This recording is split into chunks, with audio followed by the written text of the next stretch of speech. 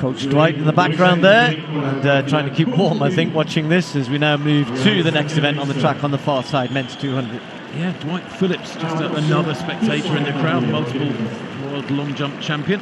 It is time for the men's 200 metres. The meeting record set 2 years back by Noah Lyles, 19.50, and of course last Saturday he ran 19.52 to win the Prefontaine Classic.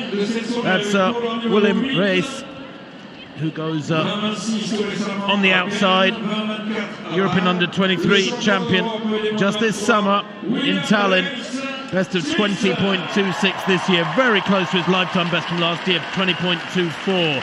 Fascinating race though between the athletes in the 3 lanes inside him. Steve Gardiner of the Bahamas is the Olympic champion at 400. Of course, he took gold at the World Championships in Doha 2019.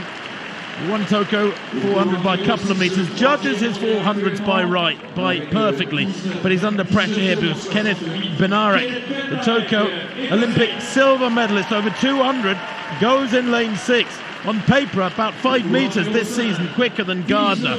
How will he go against the man outside him? And Fred Kerley, the Olympic silver medalist in the 9.84, a European record in that Olympic final, declared very soon after Tokyo that he wasn't going to race again this summer. But the Italian Desalu goes in 1, Isaiah Young in 2, Carlos Martinez Dominica in 3, then Aaron Brown of Canada in 4, Fred Kerley goes in 5, one of that very small group of athletes who have broken 10 for 100, 20 for 200 and 44 for 400. Kenny Bednarek goes in lane 6. Steve Gardiner, the Olympic champion at 407. Watch him to come late.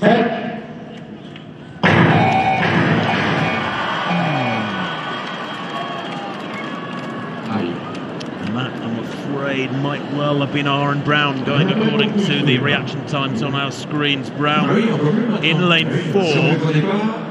Centre of picture there.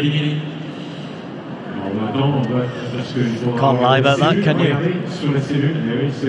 He's looking up, isn't he? All the others have turned their back and walked away going, well, it's not me, it's not me, it's not me. Well, the trouble is that's up on the big screen. They were looking up at it just now, so Brown just double checking. That's not what he wanted to see. There's Kenny Bednarek in fabulous form this year. He's run 44.7 for 400, 9.89 for 100 this year. A lot of discussion, Tim. You're talking about Kerley and you're part of that unique club. What does he do now? What does he do going forward? He is, isn't he? But that's sometimes not a good thing, isn't it? You don't want to fall between stools. It's a big range. That's what's so weird. Yeah. 100 to 400. I mean, you get 100, 200 runners, and occasionally, like Michael Johnson, 200, 400 runners. But to be supreme class at 100, 200, and 400, I suppose you'd say, well, you'd work on your 400, wouldn't you, and use that raw speed to, maybe threaten that I think that was the record of Van Niekerk. That's 100%. I think that was the plan. It kind of come down to speed, but he just got so good at the 100 and 200. No, by the way, no disqualification. Couldn't leave it.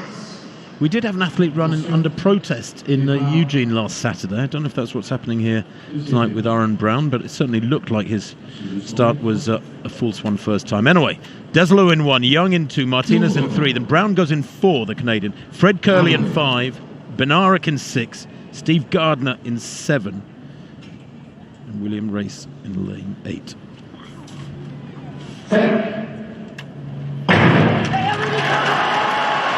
Well, third from left in the headband is Bednarek, but Fred Kerley probably started the best of them. Now Bednarek getting into his running and he leads into the straight. Fred Kerley's got some chasing to do, so is Steve Gardiner in the grey second to left.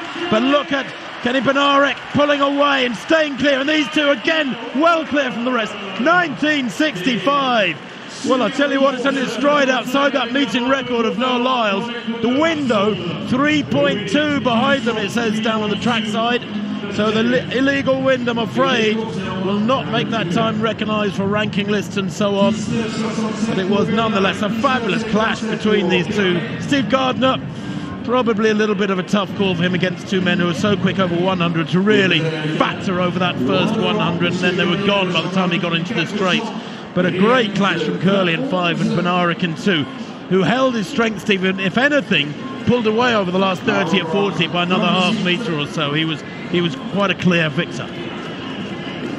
Yeah, I agree. 1 minute you thought Kerley with his 400-metre strength, really, is he going to come through and having run a pretty good bend, he didn't get out quite as well as Bednarek, and then looked as though he was going to come on to him, and I think the transition into the home straight for Bednarek was so good, and then he carried that momentum through, and Kerley was always chasing from that point, but even maybe was thinking he'd come back to him. Look at this point here, as they come into the home straight, Bednarek just gets up through and carries on running, and nothing changes now. Kerley doesn't make any inroads, they just keep running the same pace all the way to the end.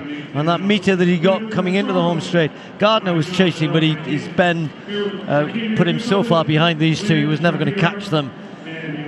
But yeah, this guy's had, again, a brilliant season. Olympic silver medalist. Probably a little frustrated, a couple of windy races to fit, the last couple of weeks. Eugene was breezy again here tonight. As you said, that would have been second quickest we would have seen here in Lausanne, but +3, or in excess of +3 meters, means it won't be a legal time. Nonetheless, big win over Kerley and Gardiner here. Aaron Brown came through for fourth in the end. Well, Noah Lyles has won the last two half-lap races here. The 200 title in Lausanne stays in American hands. Kenny Bednarek with a 3 metre plus per second win, wins in 1965 from Fred Kerley, 1977. 20.11 for Steve Gardiner, the Bahamian, still really solid running from lane 7. Yeah, I think all the athletes, when they have a 3 metre win behind them, are looking for one of those super fast times. Gardiner has run so much quicker, but just watching this out, just some nice shots here rather than we're really analysing them. But he's so compact, gets out really well, ran a good strong bend. But for me, it was where he won it, because look at Kerley there.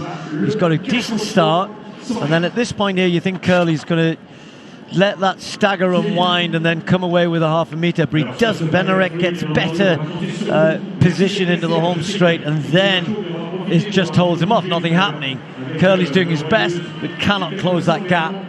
What's interesting, Steve, was that the battle between them drew them well clear. It was a bit like the women's 100, where Shelley-Ann Fraser-Price had a Thompson Hera just battling away to catch her, and there was a big gap behind them. And possibly the performance of the evening, that meeting record on the women's 100, 10.60 by Shelley-Ann Fraser-Price.